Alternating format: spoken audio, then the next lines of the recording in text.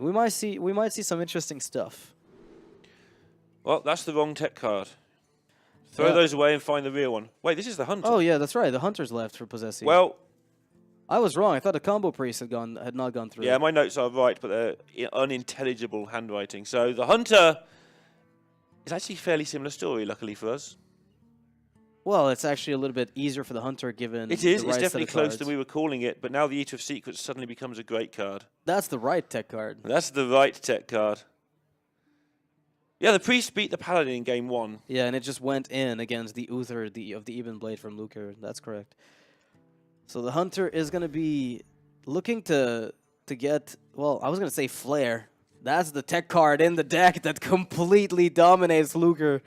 And he finds it right off. And he kept the Eaglehorn bow, and and that signals his intentions, but that's going to get punished, but it might not, because Luca may feel the need to occupy the board.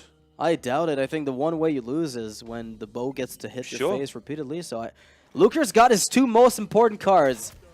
3, shall I say. Sure. He's got the Jaina, he's got the Eater of Secrets, he's got the Ooze. And actually, the Meteor will take care of any crazy shenanigans with Spellstones, go ahead. Yashiraj, which we keep forgetting exists because no one seems to ever draw it. The bow was kept, and Acidic Swamp Ooze will get the full value. Not a single bit of damage was dealt with that. And that might, on its own, be enough to get this done. But the Eater of Secrets is going to be just a great backup plan. I mean, it's essentially 2 mana, gain 6 health. Prevent Secrets from giving more than that. Yeah, exactly. Prevent 6+ health. And occupy the board, which means you've now prevented 2 more from the candle shot. And even getting this Acolyte of Pain's a big deal, because that's hard to kill, and it's just going to draw you cards. Which is kind of the point, but these days it just dies normally to anything. Flanking Strike could be useful here if it were to be picked up. I believe this is, in fact, the cat trick. How long do you wait with your Eater of Secrets? Do you just play it now for tempo as a 3/5, or do you chill and try and pick up Greed? I think you want it right now as a result of the Spellstone potentially coming out. So while you could extract more value, the drawback is you're potentially giving your opponent the time to play a second bow, and you really can't afford running into a cat trick. Yeah, everything in your hand is a spell apart from Her Royal Highness. Yeah, right. And if you see, in this case, the bow was picked up by Posesi from the top, which means that that bow would have been buffed by the secret you left up if you didn't, if it somehow triggered in the process. In the meantime. Oh, and he's having to cycle the flare because he's too far behind. This will have serious implications later in this game. I mean, the 3/5 essentially represents 15 damage.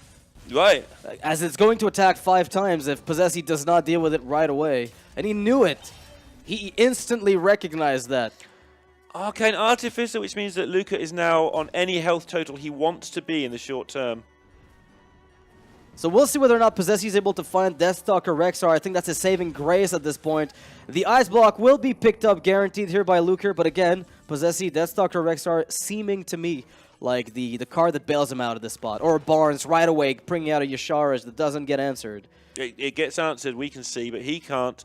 And this has gone how we said the priest game might. It's just been a massacre. Tournament mode or tournament rules are in effect, so they can reconnect. There's no problem there. Luca, however, is terrified. Okay, he's back. That's the webcam being a second behind the action there. Okay, wait. I'm winning this. Don't Wait. Give me my $60,000, please. I could really use a house. Finance portal in case you didn't know what to do with the curve on this turn. I think you might go for the Artificer. I would like to see the Artificer coming out here, just for the extra 7 armor right away. I would have loved to see that. But I think he wants to just coin out Jaina ASAP. Right, any speed bumps that come out, he's just going to go Artificer Blizzard, just to buy a turn. Now it's going to be Artificer Meteor, you'd think. And the Barnes comes out, picks up nothing, because Yashiraj was milled in the process of tracking a little bit earlier for Posesi.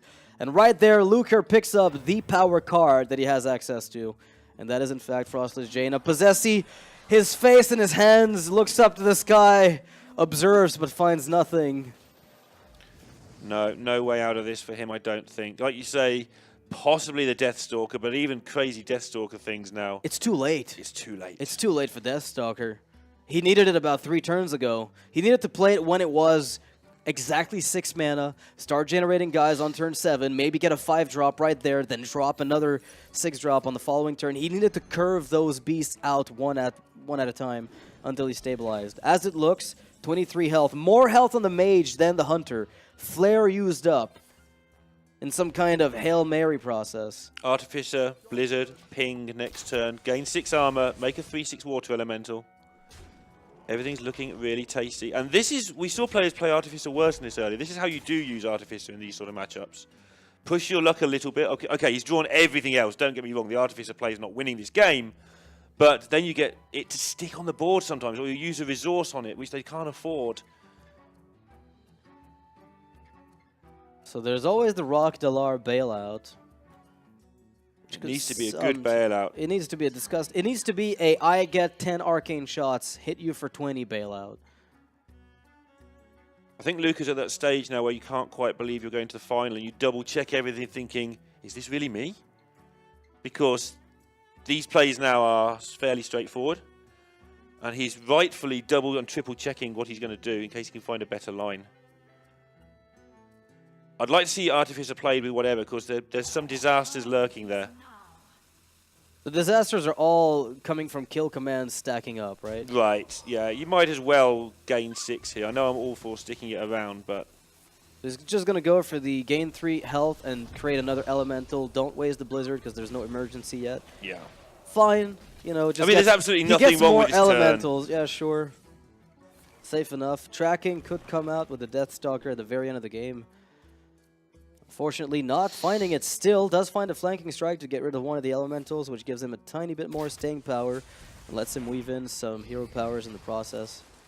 Again, I think it's all down to Rog Dalar at this point, if we have to be honest.